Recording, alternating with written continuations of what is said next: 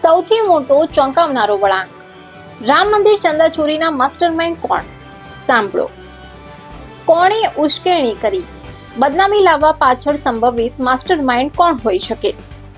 राम मंदिर दान चोरी में बहुत ही बड़ा खुलासा हुआ है दोस्तों। चिन्नू यादव जो इसका मेन अभियुक्त है, उसने पिछले लगभग 2.5 से 3 सालों में जब से मंदिर का जो है उद्घाटन हुआ है, हर रोज लगभग अखिलेश यादव से बात की है।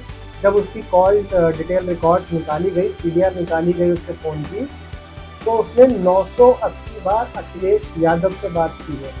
और जिस दिन ये चंदा चोरी की बात सामने आई, खुद अखिलेश यादव ने बताई, उस दिन तो चिन्नू यादव ने 3 बार बात की है अखिलेश यादव।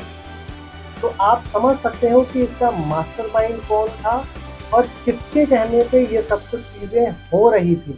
अब सरकार को जल्दी से जल्दी एक्शन लेना चाहिए और जितने भी दोषी हैं, जो 8 दोषी हैं वो तो है ही हैं, इसके अलावा जिन्होंने उनको प्रेरित किया उनको भी जेल के अंदर डालना चाहिए। આ વિડીયોમાં કરવામાં આવેલા દાવાને સાંભળ્યા પછી તમારી પ્રતિક્રિયા શું છે? તમને શું લાગે છે કે હવે આગળ કયા પગલાં લેવા જોઈએ? સૌથી મોટો ચોંકાવનારો વળાંક, રામ મંદિર ચંદાચોરીના માસ્ટરમાઇન્ડ કોણ? સાંભળો. કોણે ઉશ્કેરણી કરી? બદનામી લાવવા પાછળ संभवित मास्टरमाइंड कौन हो सके? राम मंदिर दान चोरी में बहुत ही बड़ा खुलासा हुआ है दोस्तों। चिन्नू यादव जो इसका मेन अभियुक्त है, उसने पिछले लगभग 2.5 से 3 सालों में जब से मंदिर का जो है उद्घाटन हुआ है, हर रोज लगभग अखिलेश यादव से बात की है। जब उसकी कॉल डिटेल रिकॉर्ड्स निकाली गई, सीडीआर निकाली गई उसके फ़ोन की, तो उसने 980 बार अखिलेश यादव से बात की है। और जिस दिन ये चंदा चोरी की बात सामने आई, खुद अखिलेश यादव ने बताई, उस दिन तो चिन्नू यादव ने 3 बार बात की है अखिलेश यादव।